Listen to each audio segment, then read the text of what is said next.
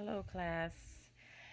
It's very interesting after watching the professor's video that the topic would be systems thinking for this week. The reason I say that is because since the program started, I'm very surprised, I guess, how my career path directly correlates or aligns with what we're discussing in class. This week it happens to be, well, the whole course has been on and off about systems thinking, but this video that the professor posted specifically mentions that. And I've been with the company that I work for now probably for, it'll be almost 4 years at the end of this month. And I've had a couple different positions within that company. And last year, well, it's probably been a little over a year. In May, I think it was a year, we got a new CEO. The previous CEO had been there since the company's inception, which was about 25 years. So everyone that I worked for the company was certainly used to working the way that that CEO had set or put in place, which she would, or they would have policies and procedures or meetings, and you know that leadership always filters the information down to managers, and then from managers to team leads, and then from team leads to their employees. Well, the company, when it was under the original CEO, they functioned in silo type work.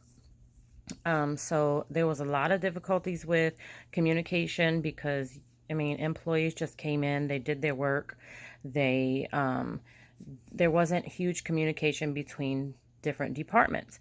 Now, when the new CEO came in, that was one of the first things that was talked about in the all staff meeting, was the fact that they're going to really, really push getting away from silo work. And get more into the systems thinking, because when you're working in a siloed environment, you're not really sure how to connect the pieces of the company. So like, I work in the enrollment department, and prior to the CEO, I'm going to be honest, we all worked like in a silo. So it didn't really, I guess a light bulb didn't really go off until it was mentioned that we're going to get away from that. And then it made sense, like, hey, wait a minute. I work for enrollment, so enrollment has a direct effect on the claims department. We have a direct effect on customer advocacy department. We have a direct effect on a lot of other departments, because we are enrollment, so we receive files from the state. And we don't have member information in our system unless we receive those files. But the enrollment department is responsible for feeding the 834 files into our system so that we can see the member information, and then that way the member can access their care. I work for a health insurance company, by the way. We provide Medicaid to a large number of local citizens.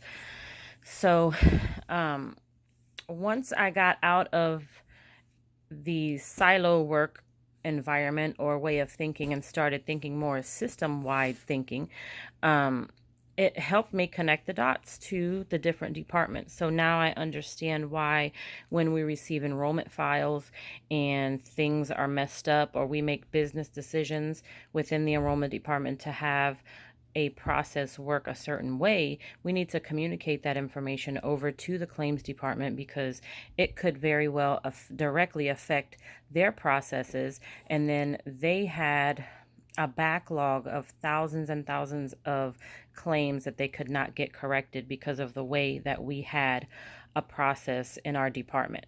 So once we identified that, and we had to directly go and work with the claims department and explain to them what our process was, and now the backlog has been drastically reduced, and it just helps everything in the long run. So system thinking is the way to go.